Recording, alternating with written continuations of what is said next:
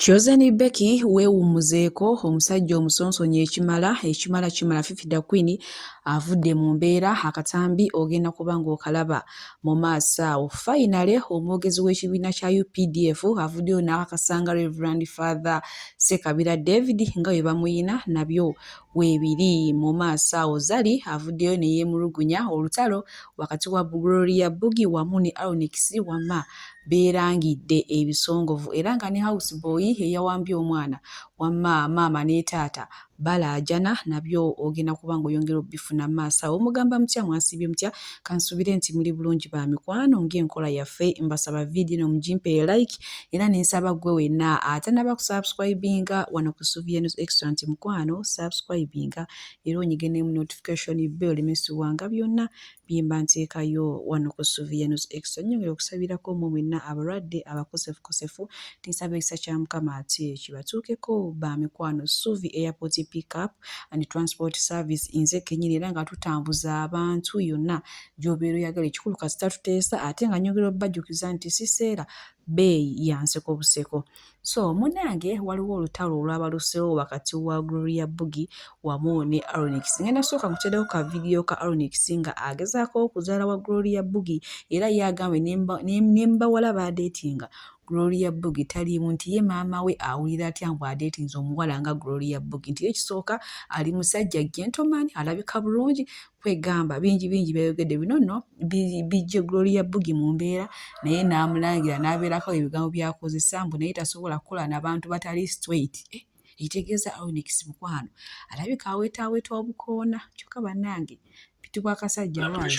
Gloria Buggy, please. She, right. Gloria Buggy to the state gye ndi musajja, that gentle guy, and emirimu gye nkola bantu the classics abantu abesikamu bwokola ekintu nti ayina bye yatukola awo emabega byesaagala kwogerako ebitanzikiriziganya kukola naye.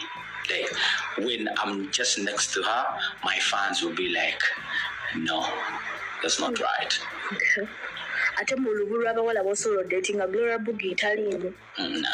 Tekisoboka maama wange awulira atya nti mpitibwa akasajja lwazi naye bw'ojja ŋŋonda nange mbuye ekisooka ali gentleman tasobola okwagala bakazi oba bawala bagwa mu kitinga kya Gloria Buggy. Munnange naye naanyiize Gloria Buggy yavuddeyo n'agamba mbu naye tasobola kukola n'abantu ogamba abatali straight. Ne twebuuza iba nange straight straight kubanga omuntu alina obukoonakona tammukira gy'ali omugamba kino akuze eno n'eri naye nga bwe tuli awo no Gloria Buggy ne Alex munnaye bali bulala naye nga bwe nkuzaako eno ewa Zari munnaye avuddeyo ne yeemulugunya eri abaana be nti ye tebamwagala wabula baagala taata muto baagala Shakibu mbu ye ne wabayita beekwata ebifaananyi tebakkiriza kyokka ye taata muto olubakiinako. Munnange Tiifa mujye twekwata ebifaananyi baddukirawo misinde era nga yeebuuza akola atya kubanga abaana bamutabuseeko. Akatambi enkalina mu maaso wano kalabe ate nsobole okwongerayo mukwano wamma n'agaleero. Taata omuto yajja amazeeko yajja amaliridde Bo bamwagala tebasaana kugaana bifaananyi kyokka nze mbagamba kyekube nga bagaana ensifa yasookayo mulabe.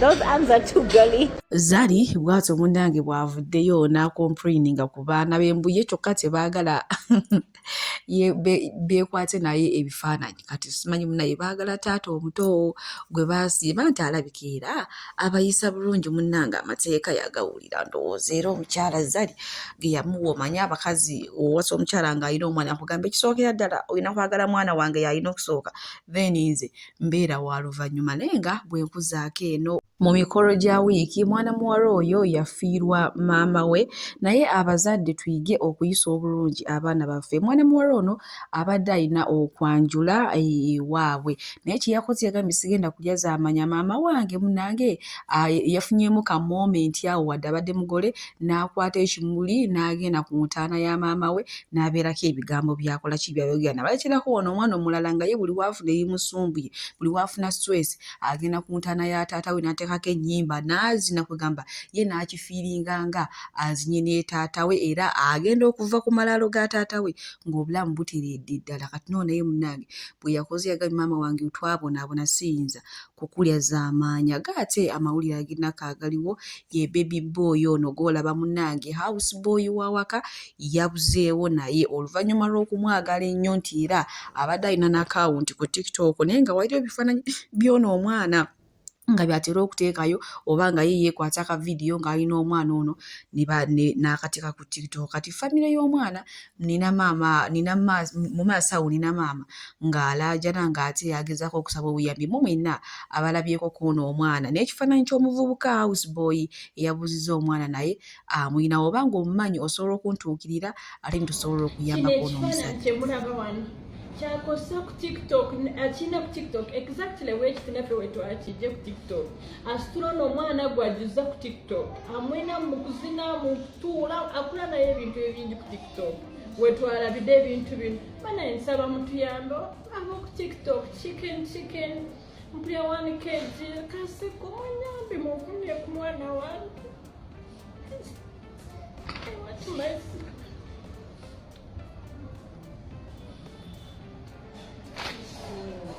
Baby boy bw'atyo munnange bw'afaanana eyabuziddwawo house boy.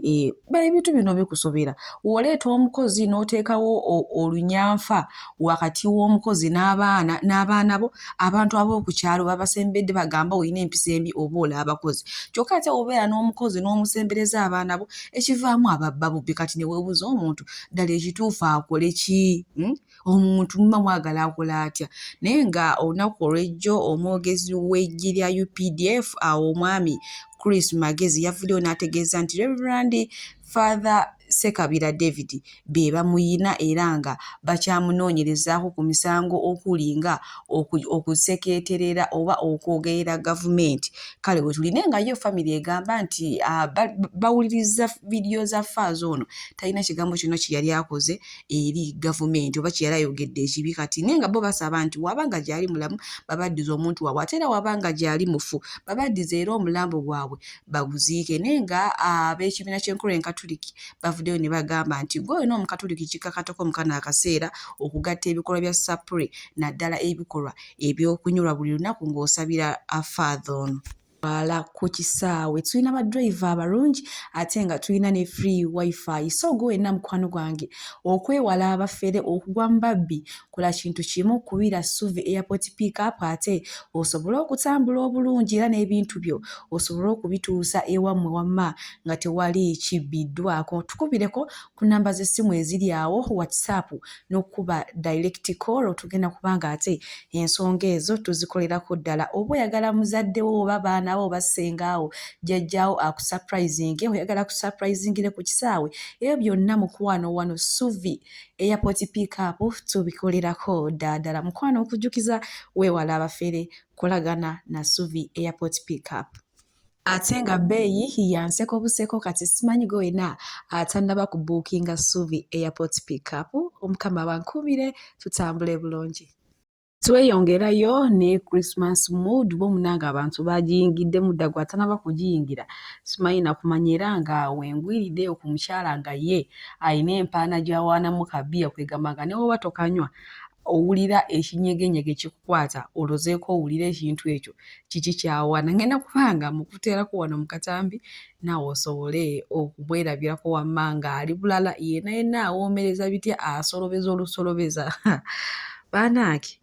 Aha. Benefits of beer, just in case obereyo ne weebuuza yaba munywa bafunamu ki.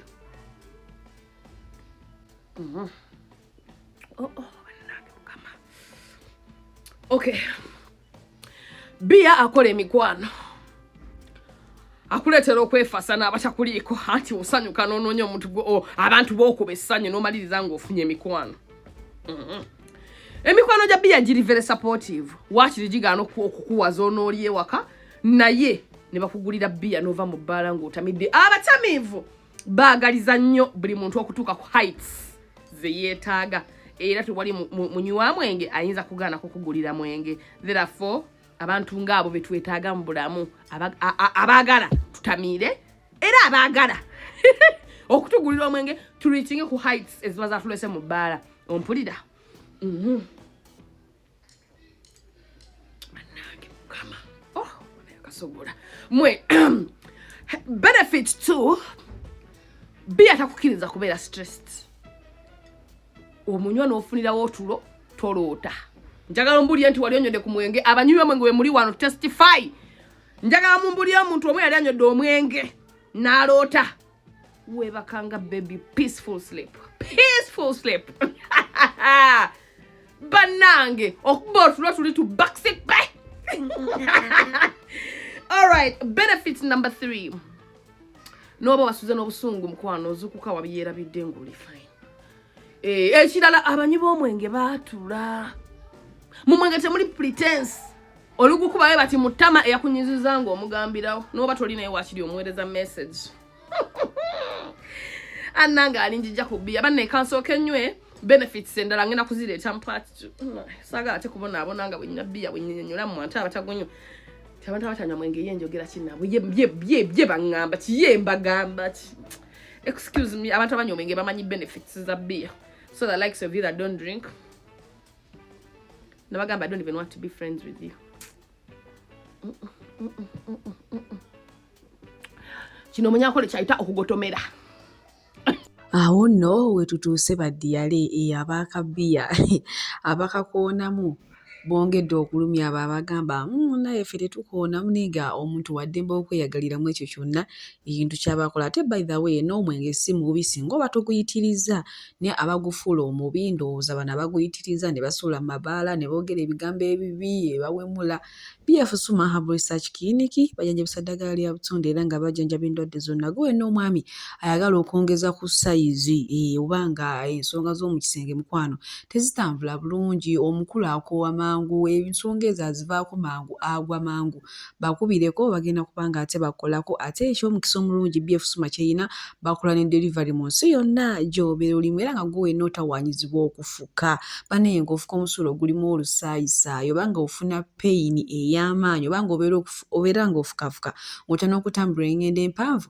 bakubireko era ng'oyagala kulabika bulungi oyagala kufuuka nga kibebi oyagala kutono oyagala kugeja oyagala kusala lubuto oyagala kusala ku mabeere oyagala kwongeza ku nnyindo kugitoniya bakubireko aba BF Suma babikolerako ddala munange sigenda kulwisa nkongeddeyo ewa Fifida Queen mukyala Nsubuga omanyi ono ye teyeerya ntama ate ng'akwesibyeko mukwano akwesibirako ddala olwakuba ebigambo bisinga oba obiwadde obudde birimu eggumba era osobola okugyamu ekyokuyiga kakati nno azzeemu n'aweereza message Chosen Becky manyi Chosen Becky Olwayi lwa mukaaga yatukubako namungi wa story ekwatagana ku baana be naddala baba Jeep ng'omusajja we yamwegaana we yamulekawo ku nsonga z'olubuto n'obutabi bwonna bwe twalabanga nga agenza omulaba mu ddwaliro amuwa ssente yamala n'azimuggyako byali bingi wamma era oyo omwana yakula nga talina ssanyu lya taata okutuusa Professor Ssekajja we yajjira kati ye Fifida Queen agamba nti ekyamazima buli omu yandibadde asigala mu layini ye gy'alimu kuba oba ng'ate okyali wa Ssekajja ni naye ate ng'okyanonooza eby'omusajja bye yakola ekitegeeza akatima aka dictatamiri kaba kakyaliyo nti singa obeera wa moving on biri byonna obeera olina okubyerabira n'obivaako n'oba nga tobinyigako yadde n'akatono nti nno singa anaatwala ekikolwa kino mu maaso ekyokuba nga ali wa Professor Ssekajja kyokka ate wamala wayogera ebintu oli bye yamuyisaamu gye yadduka munange ono naye Professor Ssekajja kijjamu mala amaanyi sinakindi naye adduka gyagamba imaama omukazi gwe nafumbirwa akyekubira sayiri zeeri so ngenda kubanga mubateerako wano Fifida Queen nammwe musobole okumwerabirako bwange bugenda nnyiiza era batategeera but it is what it is tetusobola kutegeera kyekimu message yange eri bweti esooka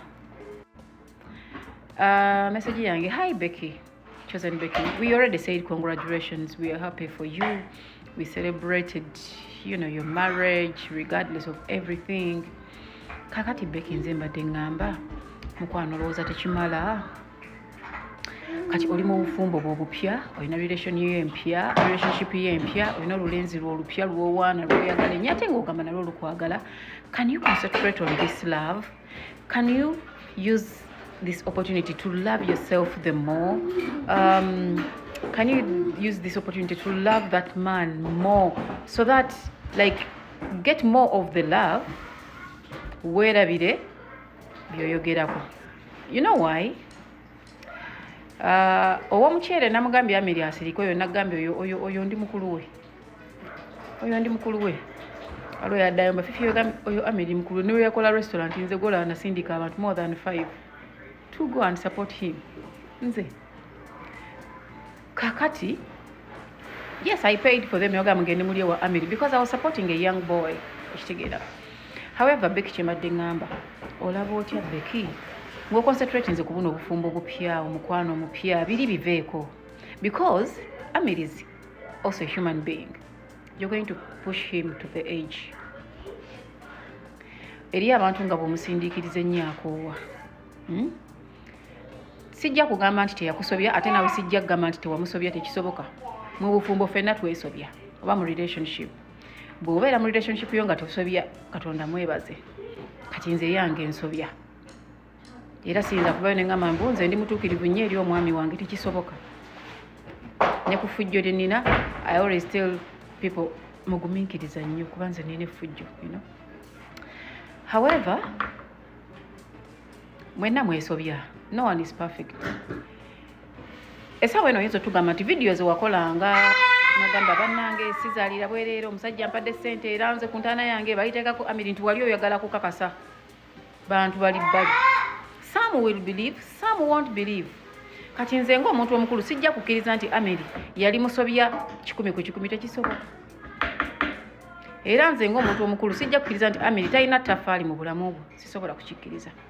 Era nawe siyinza kugamba nti tolina ttafaali mu bulamu bwa Amiri oba gwe tolina kiwa mugatako tami mugunde mulimu bitugenda okugata mutoka siba. So nze nno mbadde ndowooza ku lw'abaana bammwe ku lw'ebirungi bye mwasharinga, the good moments, the good memories, because teziyinza butabaayo. That's the truth. Stop Becky, stop. I know women are going to come here and say, let her speak, she's healing. Anti kati alina relationship empya. Omanyi abakazi mulowooza mwosa. Alina relationship empya. Sekajja bamuwe chance ayagale Becky. Naye gwe buli wonoobeera ng'ogamba nga buli woleeta Sekajja omuleeterako oli. Buli woleeta Sekajja omukukuutirizaako oli. Sekajja bw'anaaba nga he's an independent man bijja mutama. Unless if he's not independent. Bw'anaaba independent man bijja mutama. Let him shine. Becky osobola okukola video nova eno tugamba bannange omwami wange antutteko out n'okikomyawo. N'otakomyawo by'oli. Kuba n'oli agenda tandika okwogera. Ajja kusumulula. Okitegeera. Wali badde tugamba she's healing nga tonaba na kuyingira relationship ndala kati wayingira relationship ndala kitegeeza you healed. Camera, stop that water. Kiba kitegeeza you healed, baby girl. Can you please show us that you healed? Because there is no way you can enter a relationship, never mu relationship, negenda mu fiance, never mu fiance, neyingira husband and wife where you are now nga you've not healed. Tekisoboka. Kati you healed Becky. Stop. Tamera, move away. Thank you. Okitegeera. You healed, baby girl. Unless ngogamba tewahealinga. Naye ku njagala gy'ogibwanamu ono omusajja omupya. Ku birungi byogera byakoledde osobola byogera nga togattiddeeko Amiri naye muleke kuba ye namugambye dda asigale mu mukyere gwe naye takugattika ku buli kyagenda kukola. Kati ate gwe bw'onoobeera ng'omulemezaamu naye ajja kulemezaamu. Because he is also human at the end of the day. Okitegeera. Olaba eno social media eno n'abantu ba Becky kankubuulire tebalina muntu mutuufu gwe baagala. Abavuma Shiba nti yamenya amaka be bawagira gwe nti towamenya maka. Nkulaga abantu betulina. Abavaayo ne bayimba oluyimba lw'abasingo mother abasajja babinnya baleka abakazi mu nnyumba. Be bavaayo ne bagamba yali mukazi wa bbaawo naawe totuleekaanira. Media terina mukwano. Bw'onookisussa bajja kusala eddiiro. Bw'onookisussa bajja kusala eddiiro. So oyogeddeko ekimala tutegedde ekimala kimala. Because ne Amiri bw'anaasumulula. Muyina abaana for God's sake. Okujjako nga n'abaana si babe. Twina abaana wakati wano. So can you let go? Because believe me, between me and you, you're showing you healed. Heal completely. Heal completely. Come out, do your video. Omwami wange yantuteko out too. Manango mwami yantuteko mu filimu. Kireke ku level nga tolesemu. Oli yali tantwala out. Oli yali akola bwati. Kitegeeza obwongo bukyali eri. Let go. Let go, baby girl. Let go. Okitegeera. Tammy, I am doing this video nesi nabo njikola ngoli mumulesa ajje wano.